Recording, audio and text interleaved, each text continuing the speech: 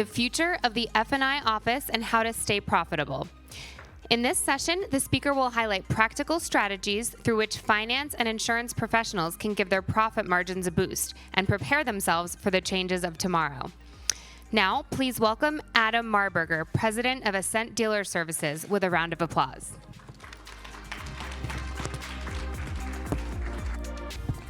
Mic check, mic check.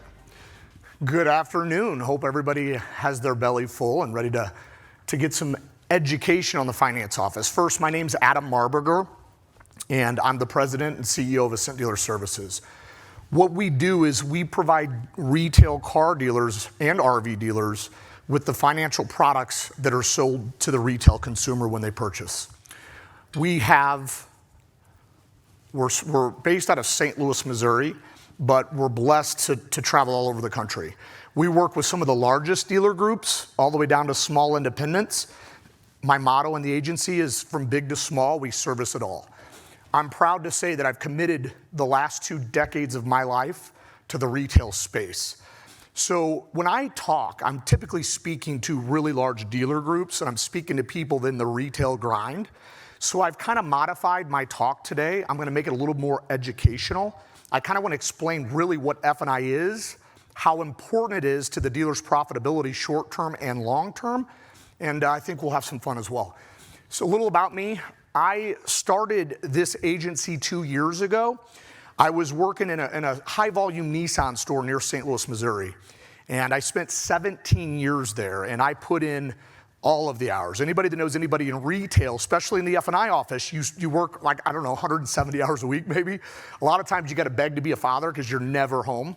So I put my time in, and I made the decision in 2017 to walk away because I wasn't fulfilled. In the 4 walls of my dealership, I could only do so much, and my vision was to travel the country and help scale dealerships all over the place. A little about me and kind of what motivates me. I'm a lifelong martial artist. I used to fight mixed martial arts, kickboxing, boxing, Brazilian Jiu-Jitsu. I'm a Brazilian Jiu-Jitsu national champion, 7-time world medalist. I share that with you because my training in my stores, I coincide with my martial arts. So I try to make it fun, and I find that my dealers think it's kind of cool. So everything that I do from training and coaching in the store, I use my martial arts background with it. I was blessed enough to be nominated and won Automotive News 40 Under 40 in 2019. Unfortunately, I'm not under 40 anymore. But that was a nice feather in my cap, and those 3 little girls right there are my why. They're the reason I do everything that I do. They're the ones that motivate me, inspire me to do more, and I'm blessed to say the least. So let's talk about F&I. What is F&I? It's finance and insurance. You know, I got a lot of my friends who they see me because I built my company on social media. Everybody's like, what the heck's F&I? Nobody really knows what F&I is. It's finance and insurance. And the responsibility of the F&I manager, it's absolutely insane. Okay, first of all, we have a few responsibilities. We complete the legal paperwork for the motor vehicle department. We arrange financing if necessary. And most importantly, we have to enhance the buying experience for the customer. My motto is, hey, it's really important to sell a car today, but I think it's more important to sell a car tomorrow. And I think the F&I department plays a huge role in dealer retention by offering products and services that wed the retail customer to the service department. Statistically, if our customer services with us, 80% chance they're gonna come back and buy another vehicle. Now, things are a little different today than they used to be. All right, 20 years ago, some of the best practices in the F&I office, they're felonies today. Things have changed. See, the market's changed, consumer behavior's changed, compliance has changed. So the way we used to do things, we absolutely don't, and I hope we don't. I've worked with some pretty unique individuals, but for the most part, the ways of the past are in the past. They're in the rearview mirror. The F&I department has a massive amount of responsibility. The F&I manager is pulled in so many different directions. You've got the salesperson. Whenever they sell a car, they're rushing the finance manager. How long is it gonna take? My customer's in a hurry. The sales manager is asking the finance department, are you ready? What's going on? Hurry up. The dealer, if anybody works with dealer principals, they wanna raise profit all the time, right? They want it now. And then you've got banks and lending institutions that are always on the F&I department wanting more contracts. We want more loans, right? And then we've got product providers like myself that want more products. So the F&I manager is pulled in 100 different ways, and I think sometimes it's a thankless job. And anybody that knows a successful F&I manager, we know they make a couple bucks, right? I mean, the incomes are pretty nice. But at the end of the day, there's a lot of responsibility, so it definitely merits that income that they do make. Structure, organization, and discipline is a necessity in the F&I office. My most successful F&I managers come to work with a plan every single day.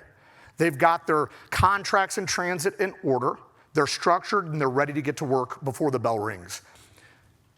So I'm going to talk, and I'm going to break this up in a couple different segments. So first I want to talk about how does a dealer dominate in the F&I office today? How does the dealer win? And there's a couple of things that the dealer must do to be wildly successful in the F&I office. The first thing is the dealer has to have best-in-class F&I products, period. They've got to have the best products. Now, there's a lot of options. Dealers have a lot of options when it comes to the finance products that they can put in their store, but the participation structure that's attached to those finance products, they're not the same.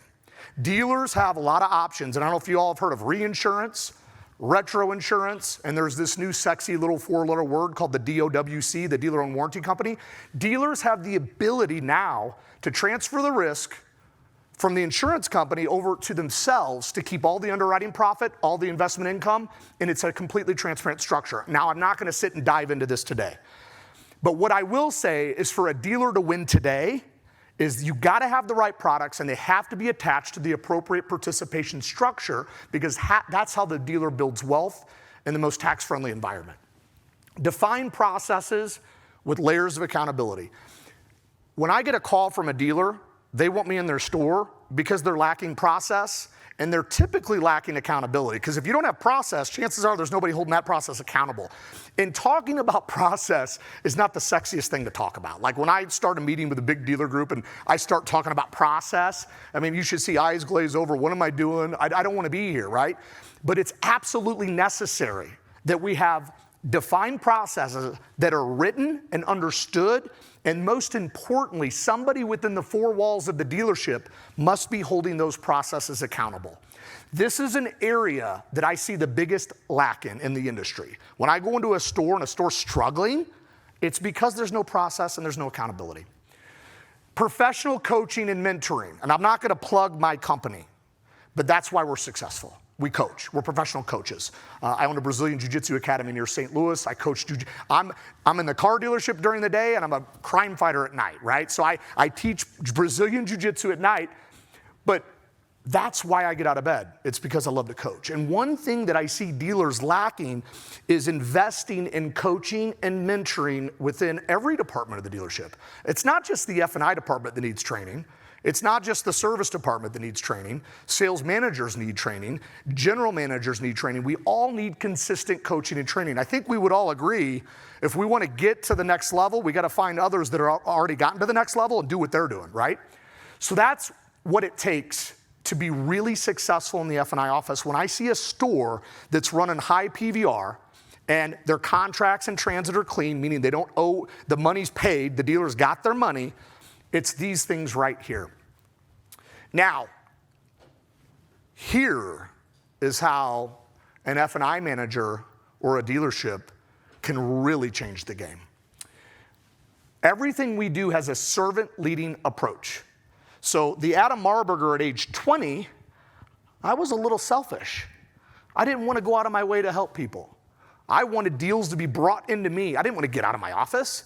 I didn't serve the customer. I was there to make as much money on the transaction as I could because that was my job, and I was 20, and I didn't know any better. And then over time, I learned, I had a mentor that would tell me, Adam, well, he'd tell me this because my ADD, you guys, I'm all over the place, by the way.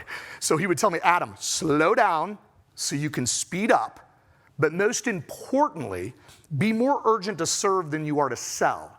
If you're more urgent to serve than you are to sell, you will sell at a much higher rate and make more money. I think we can agree on that. And at the end of the day, what we do is, if we can help somebody else get what they want, we end up getting what we want. and it's typically profitable. So servant leadership, so I'm gonna paint a couple of pictures here, because I know everybody's here bought a car at some point. So I'm gonna paint two different scenarios here. Scenario number one, you got online, you found the car you liked, you showed up at the dealership, you met a salesperson, the numbers were pretty hashed out because they're online already, and the customer is now ready to purchase the vehicle. They say yes to the salesperson. The deal gets written up. It goes back to the F&I office. The F&I manager never gets up out of his office, never talks to the customer. There's never a reset of the clock. There's no expectations. And so now that customer gets to sit around maybe with their iPhone or Android, right? Now they're shopping. Am I second guessing the deal? And then the F&I manager decides to have the salesperson just bring the customer to the office, which there's a training I do. I call that a walk to the plank. And so now the customer gets into the finance office, and then you've got this pushy guy in a fancy suit throwing a bunch of options in front of a customer, trying to sell based on their agenda and not even thinking about the customer. That's the picture number one. Picture number two is we have the same customer. They got online, they found out what they wanted, they showed up to the dealership, and they're sitting on the showroom floor, and maybe they haven't even test driven the car yet. And then you've got somebody from the F&I department that just walks out on the showroom floor and says, hey, how you doing? I'm Adam with ABC Motors. I'm the financial services manager here today. In the event that you buy a car, I'm the one that takes care of all the legal paperwork. What I have found is some customers along the way have questions. That's what I do. I'm here to answer those questions. My office is right there.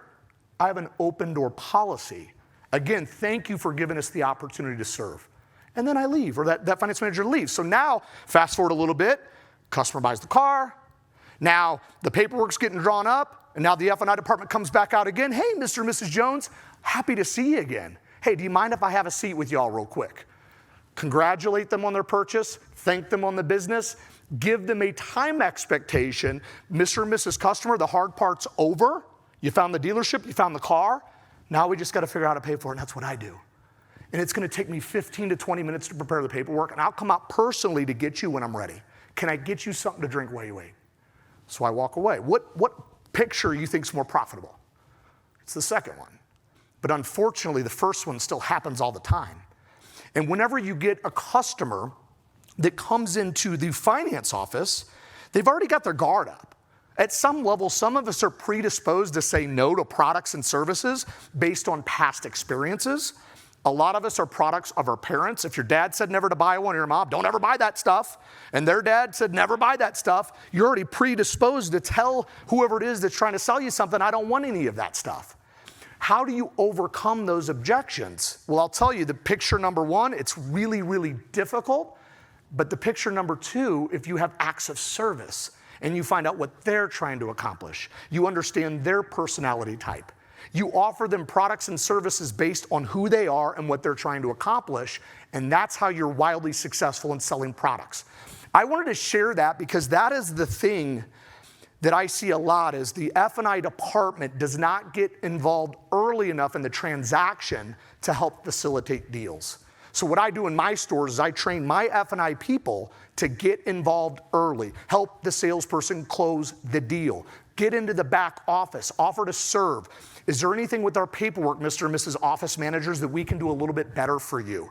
I get with my sales managers at the beginning of the day, Mr. and Mrs. Sales Manager, I'm here to help you. If there's a tough deal and you need me, let me know. If you need to go to lunch today or run to the bank, you need something, I'll sit your desk for you. I'll help you. That's how the F&I manager can be an F&I professional. And then here's the F&I manager, and the F&I managers typically look at being replaced. And a lot of times, I don't know if anybody knows, there's a little turnover in retail automotive.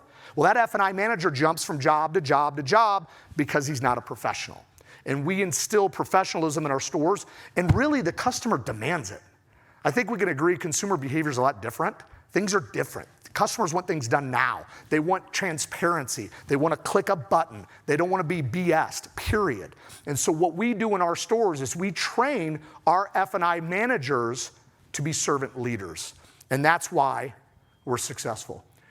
So I'll spend a couple of minutes talking about digital retailing. Time is money. And like I just said, consumer behavior is just much different. You know, the customers don't tolerate being misled. Customers don't tolerate coming in and the price is different than what they saw online. They just don't tolerate it. And in the event that you can overcome it, you'll get a bad survey anyway. So when it comes to digital retailing, and I know I'm sure everybody in this room has their own idea of digital retailing. What is it? What does it look like? Is it successful? Is it not successful? And I'm going to tell you right now that it's not going anywhere. We have to be prepared. My market in St. Louis Metro, there's not a lot of digital retailing. I got a lot of stores in Missouri. They're kind of in the backwoods where every customer shows up to the dealership. There's a gentleman that I look up to a great deal. You may know who he is. His name's Brian Binstock. He is the vice president of the #1 Honda dealer in the country, Paragon Honda over in New York. And he talks about how do we make the transaction frictionless, and how do I bring my dealership to the customer, right? Whether you're in sales or service, how do I bring my dealership to them? And he's got it figured out. And I love watching him and listening to him, and he's in a market where it's real relevant. New York City, it's relevant. Digital retailing is real. I did a case study, oh goodness, it was during COVID, and I posted on Facebook. And in the post I said, I don't want anybody in automotive to answer. I wanted to hear this from friends and family, people not like us. I wanted to hear what their thoughts were. And I painted those two pictures. Picture one is, you get on your phone, find out the car you want, select the options, work out the math, work the financing at some level, work the payments, and then you don't ever even have to show up. The car gets delivered to you. Do you like that option? I had everybody put number 1. And then option number 2 is you could do some of it before you come in, get online, because most of us still get online anyway. And then you could come in and you could test drive it and complete the transaction in the store. It was I think I had 20 responses, and it was split down the middle. It was half. Half the people don't want to come to the dealership. Half the people still do. Half the people want to drive the dang car. They want to see the car. They want to know who they're doing business with. They want to see the service department. But the other half, they don't want to be in the dealership. And it's the last place, unfortunately, that they want to be. They'd rather go to the doctor's office, dentist's office, than go to the car dealership. So where I'm going with this is with digital retailing, and I'm not going to plug a provider, but there's a lot of really good providers that assist in digital retailing. And there's a menu that I use in a lot of my stores. The menu is how you offer your products and services to the consumer in an elegant way so it doesn't look like you're trying to sell them a bunch of stuff. But Darwin has a great tool for digital retailing. So where I'm getting at is dealers have to have a solution. Even if it's just 1 or 2 cars a month, you've got to have a way to let the customer buy the car the way they want to buy the car and not the way we want to sell the car. Go back here. Here's one thing that I always remind my people is what we really do in finance is we provide solutions. We provide solutions to problems that the customer doesn't always realize they have. And if you do all the little things right, you get involved and you connect with the customer, you let them know you care, you listen to them, and when you're offering products and services, they're more likely to say yes. And here's a fact too. If anybody's ever been in retail automotive, you know word tracks. You ever had a sales manager teach you some word tracks? Customer says this, you say that. I don't like word tracks. I like using logic and common sense in relationships. I tell my people that you can almost forget the fancy word track, get rid of all the slick, cool stuff you've ever learned by a trainer, and focus on getting the customer to like you and trust you. And when they object, you can simply just say, Mr. Customer, you were quick to decline the products. Why? You could just ask them. And the objection is almost always the same on products. It's almost the same. It's, I bought one before, and it didn't cover anything. Consumer reviews said don't buy them. I'm just going to self-insure it. Whatever it is. Whatever the objection is, we can take that objection, isolate it, and tell the consumer how we feel and have a compelling conversation with the customer and provide a solution to a problem that they didn't know they had because you did everything right and you're serving them and not selling them. So this is something that I am very adamant about with my team is I want my F&I managers getting involved as early as possible in the transaction. The earlier the finance department gets involved in a retail transaction, the more profitable it is. So I'm going to go in this is my favorite kind of part of my talk here because I was inspired, I think it was 8 years ago. Has anybody ever seen the TED Talk with Sheena Yanger about the art of choice, the art of choosing? In 2000, I think it was 2008 or 9, it came out. And it basically says, is if you give the customer too many options, they can simply choose not to choose. And I've worked with a lot of dealer groups that have like 12 or 13 finance products that they're trying to sell their customer after they've been there for 2 hours buying a freaking $40,000 car. And so now they're in the finance office and they're getting all these products shoved down their throat.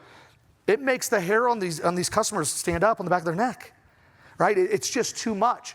When I watched this TED Talk, it inspired me because what this woman did was she set up a field study. And in this field study, we conducted it, I was there, they conducted it in a grocery store. And on day one, they set up a jam station. And in this jam station, there were 30, 40 different types of jams. And so you had consumers, people in the grocery store trying jams. It was busy. The booth was packed all day. And then the next day, they did something very similar with the same time slot. But instead of having 40 different types of jam, they had 5. They only had 5 sets of jam. What they noticed is it wasn't as busy. There weren't as many people testing the jam. But when they tallied up the sales at the end of the day for the weekend, the jam station with 5 options outsold the jam station 10x. Why is that? Well, it's because when you give a customer too many options, they can simply choose not to choose. And so after I watched that, it inspired me. I went back into the dealership that I was running at the time. I took a really good audit of our finance products. I'm like, do we have the right products and do we have too many? And the answer was yes, we had too many products. So I sat down with my partner, my dealer principal, and I said, hey, this is what we need to do. I think less is more. I think if we offer less products, if we offer products that the consumer wants to buy and the consumer actually uses, we can sell them at a higher rate. And so we cut out about 40% of our product offerings. And we found that our gross profit per transaction went up $500. And we're in a store selling 200 cars. So that was a nice little increase for us at the dealership. So when I go around the country, one of the first things I do is I look at, let me see your process. Let me see it. I want to see your written process. I take a look at the key players and I look at the accountability factor, and then I look at the product offerings. And if I see they're offering way too many products, that's the first thing I talk to them about is, we need to look at having less, because less products equal more profit. So this is what I would like to do. Like I was saying earlier, I wanted to kind of pivot my talk to you guys and gals. If you have any specific questions about the F&I office, how it relates to you or any of your partners, your dealers, and I'll be happy to answer them because this is what I do. I've spent like 2 decades in the F&I office. That is who I am, that's what I am. When I talk to my partners, I'm a retail car guy. I act by title, I own an insurance agency, but I'm a retail car guy, and you'll never get the retail car guy out of me. So that's the end of the information that I just kind of wanted to share with you, and I'm happy to do some Q&A if anyone has any questions on the F&I office and how it relates to your business, or if you just have some general questions. I'd love to answer them for you. Yeah, Colby with Trim Illusion. We sell a lot to dealerships, as I had mentioned earlier. And I've played in the F&I game a little bit, but obviously as an F&I guy, if I'm trying to wear too many hats and I'm approaching you and I'm usually talking to the GM or the new car manager, you're not going to respect me because I'm now trying to push too many products. But my question is, with the current administration and how now they're starting to cut down even more on F&I offerings, whether it's GAP, whether it's finance, whether it's what you can offer that's intangible, what are dealerships doing to diversify out of those, or with OEs going to further extended warranties, and you now don't have the opportunity to offer those to the customers. What are you guys doing? So there's a company called Sentinel, and Sentinel's kind of like the buffer between all the products. So first of all, and I'll talk about two OEMs. Ford and Toyota are really, and I'm a huge fan of both. I have a lot of Ford stores, by the way, and Toyota stores. But they're very difficult when it comes to TPA's contracts, third-party administrators' contracts. So they've got to go through the vetting. They've got a legal team that goes through it, and they have to be approved. Coming up in October, I think it's October 1st, this company called Sentinel has to approve those products for the dealer to even be able to sell those products. Now, let me say this. The F&I products today, especially when we're talking about a service contract, I don't like calling them extended warranties. They're not extended warranties. It's a vehicle service contract or a vehicle service agreement. These contracts are written high level from a state legislation level. So most dealers, almost all franchise dealers, are selling a good product. When you're selling a service contract that's got an exclusionary type coverage, which I always have all my team sell, everything's covered on the policy except for this little tiny box of things like brake pads, tires, belts, common sense stuff. So the consumer's never going to be in trouble. They're never going to show up and have a surprise in service. But there is a rigorous background check on those contracts before the OEM will allow you to even send them in. So there is some, and there are products out there that are new that aren't approved. And we just don't, I won't sell one of those. Unless it's approved, I'm out. I want the bank to be able to fund my contract. Last thing I need is a finance manager selling products. Customer leaves, they're happy, they love their car, they love the products they bought, and then you got to call them back going, oh, by the way, this product's not approved, I need you to come back, or I need you to pay cash for it. I can't put it in the financing. I don't know if that kind of answered your question. I was more so talking, especially with the current administration, now that this is more and more regulated, what are dealerships doing in the back office? Because obviously that, over the past 6 months, they've started digging in a lot with dealerships and RV stores with how much you can mark up gap, which obviously that's been something that's been for a while, but it seems like they're getting more restrictive on that now. So there are a lot of dealers. First of all, the dealer principal, they're trying to sell cars. So the dealer principal is typically not diving into the compliance. You've got your CFO that's typically diving into compliance. Every store should have a compliance manager. So there are some dealers that are proactive, but I will tell you, this is sad to say this, there are a lot of dealers that aren't. The dealers that I work with, every dealer I work with, we do compliance training, AFIP certification, stuff like that. So our people are trained on the product, trained on the profession. But a lot of dealers, they're focused on advertising. They're focused on marketing. How do I sell more cars? And they push that off to another department, unfortunately, too. I wish dealers, I will say this, I wish dealers would invest a little bit more in compliance and things of that nature to really understand the products that they're selling. Unfortunately, a lot of dealers don't. They push it off to somebody else. So. Thank you.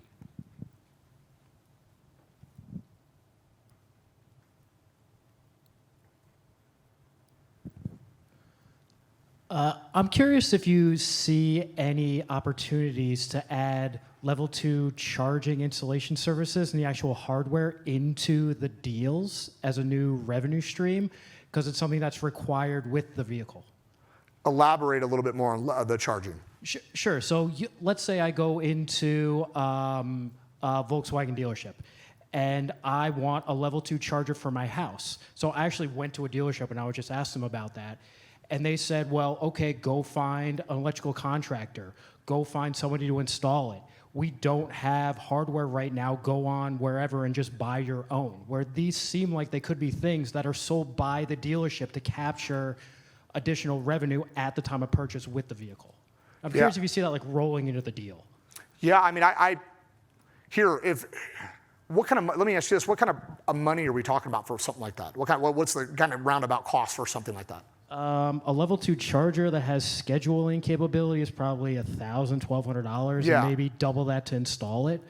Yeah, I think that's definitely something that could be worked in the deal, especially with advances. If you've got a low enough advance, meaning if you're selling a car that's got a retail value of $40,000, the customer's putting 10 grand down, they're at 30 grand, you've got enough room in the deal, that could absolutely be done. And I will tell you, if a dealer can find a way to make money doing it, you can absolutely go in. That's what dealers want to make money, period. So if you've got an opportunity to sell this type of product to a dealer, if there's room in the deal, there's absolutely opportunity for you. Yeah, I'm kind of tangentially involved. I was just curious, are you coaching dealerships to do that now Nope. to help the adoption of these vehicles, or they're just leaving people to their own devices kind of right now? What we do is in our stores is we coach and mentor sales departments and the F&I departments to sell more products and sell more cars. That's my industry specific. I'm just in the F&I product space, and we do a lot of social media strategy and implementation as well. So those are the 3 areas that we train on. I would not be, maybe we network a little, I'm open to stuff. I'm open-minded to literally anything that brings value to the dealer. Anything that brings value to the dealer is worth talking to the dealer about. Thank you. No problem.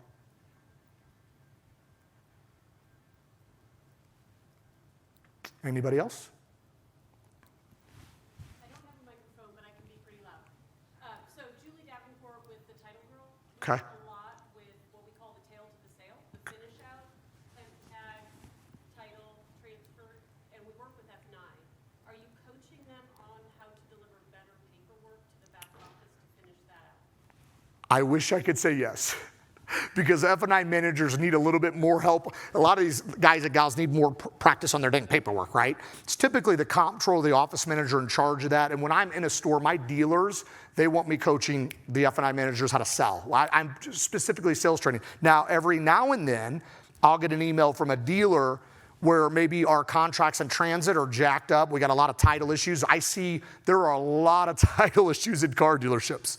So there's absolutely a place for that type of coaching. Unfortunately, I'm not doing it as much as I probably should, but it's definitely something to think about. I'm really glad you asked that question.